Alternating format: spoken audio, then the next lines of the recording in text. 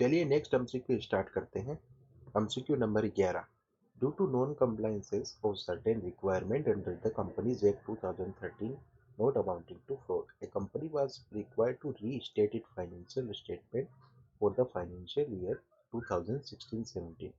During the current year, after the financial statement were restated, it was found that the managing director, who is now retired, was paid excess remuneration to the extent of rupees 5 lakh. Okay, such excess amount जो पे किया है वो क्या recoverable है, अपने को ये बताना है। तो बेसिकली हुआ क्या है, कंपनी ने कोई नॉन कंप्लायंसेस किया और उसके फिर आगे जाके हुए फाइनेंशियल स्टेटमेंट रीस्टेटेड। तो रीस्टेट होने के बाद में मतलब चेंज हुआ फाइनेंशियल स्टेटमेंट। तो उससे क्या हुआ, जो मैनेजिंग डायरेक्टर को अपन ने रेमुनरेशन पे किया था वो ज़्यादा पे कर दिया था। अब उसको रिकवर करना है। तो और मैनेजर जो है, मैनेजिंग डायरेक्टर जो है रिटायर्ड हो चुका है, तो अपन क्या उसको रिकवर कर सकते हैं। तो प्रोविजन ऐसा बोलता है कि अगर कंपनी अपने फाइनेंशियल स्टेटमेंट को रीस्टेटेड करता है तो वो मैनेजरियल डायरेक्टर और सीईओ, मैनेजर और फुल टाइम डायरेक्टर्स के जो उनको जितना एक्सेस पे किया है उसको रिकवर कर सकता है, चाहे वो प्रेजेंट में कंपनी के साथ है या नहीं है, उससे कोई मतलब नहीं है, पास्ट में रहा हो या प्रेजेंट में रहा हो। तो अब देखते हैं answer. Nothing can be recover, नहीं अपन रिकवर कर सकते हैं। Excess amount shall be recover irrespective of whether at the present he is MD or not। तो ये वाला आंसर सही हो जाएगा बी। अब चलते हैं आगे। और 50% और 25% इसमें सीओडी में उसको कोई लेना देना ही नहीं है, 100% ही होता है, रिकवर पूरा ही होता है। Capable limited appoint mister Vikas is the managing director of the company. Okay, the board of director interested with some power, उसको कुछ पावर दिए गए हैं। Mister Vikas is not ready to do administrative act, उसको एडमिनिस्ट्रेटिव एक्ट नहीं करने हैं। ठीक है, keeping in the view that he shall be interested with substantial power of the management. Okay, decide the act which mister Vikas can do. तो mister विकास को administrative type के काम नहीं करने हैं, और अपन को पूछा है मिस्टर विकास कौन से काम कर सकता है। तो जो एडमिनिस्ट्रेटिव टाइप के जो होंगे इन चारों में से वो वाले काम जो है विकास नहीं कर सकता, और जो एडमिनिस्ट्रेटिव टाइप का नहीं है वो वाला वो कर सकता है। तो एडमिनिस्ट्रेटिव टाइप के कौन कौन से काम होते हैं, ये अपने को सेक्शन 2 सबसेक्शन 54 में जो मैनेजिंग डायरेक्टर की डेफिनेशन दी गई है उसमें बताया गया है कि मैनेजिंग डायरेक्टर मीन्स जो अंडर जो करता है substantial power of the management. तो उसकी एक्सप्लेनेशन में ऐसा बोला गया है कि एडमिनिस्ट्रेटिव टाइप के जो काम होते हैं ना, उनको अपन substantial power of the management नहीं बोल सकते, तो वो रूटीन नेचर के होते हैं। तो वो कौन कौन से, उसमें 5 दिए हुए हैं। पहला उसमें दिया हुआ है कि to affix the common seal of the company on any document. दूसरा उसमें दिया हुआ है कि to draw and endorse any cheque. तीसरा उसमें है कि to draw and endorse any negotiable instrument. और चौथा to sign any certificate of share. And पांचवा to direct any registration of transfer of share. तो ये सारे एडमिनिस्ट्रेटिव नेचर के हो गए, सब्सिडियरी पावर नहीं बोल सकते। अब यहाँ पे पूछा मिस्टर विकास कौन सा काम कर सकता है, जो एडमिनिस्ट्रेटिव नेचर का नहीं है वो वाला वो कर सकता है। तो option A to draw and endorse any cheque administrative nature का काम है, ये नहीं होगा।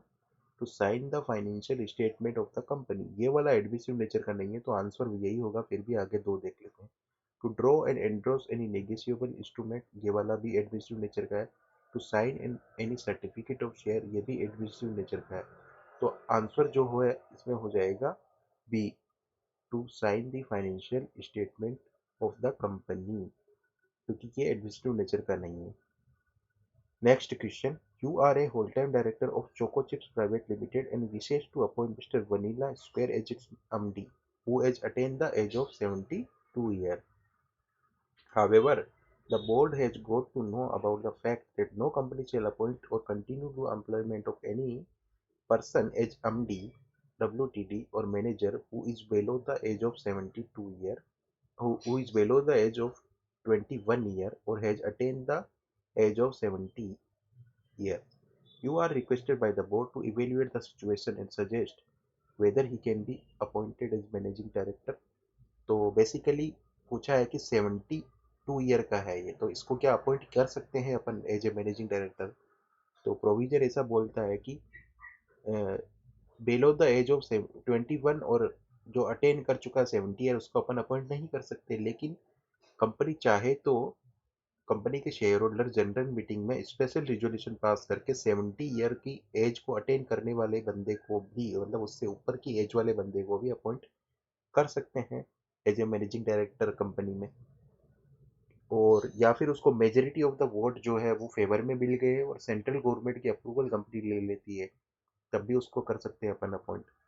तो अपन को पूछा है कि suggest whether he can be appointed as managing director. तो 72 ईयर वाला कब अपॉइंट हो सकता है as a managing director? Yes he can be appointed as MD by, नहीं बीओडी के पास पावर नहीं है।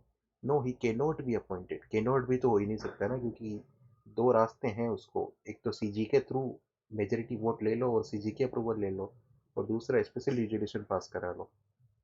Yes he can be appointed, yes he can be appointed as MD by shareholder through special resolution. तो ये answer C सही हो जाएगा, अनसीएलटी के पास नहीं है पावर, आंसर सी हो जाएगा इसका। Mister A was appointed as MD, mister A was appointed as a manager of PQR limited for the period of 5 year. Okay, 5 साल के लिए उसको मैनेजर अपॉइंट किया गया है। कब किया है? 20 जून 2015 को। Considering his performance and dedication before completion of his tenure. Okay, उसकी टेन्योर अभी कंप्लीट ही नहीं हुई है, मैनेजमेंट ने डिसाइड किया है उसको रीअपॉइंट कर देते हैं as a manager. On which date उसकी रीअपॉइंटमेंट वैलिड होगी?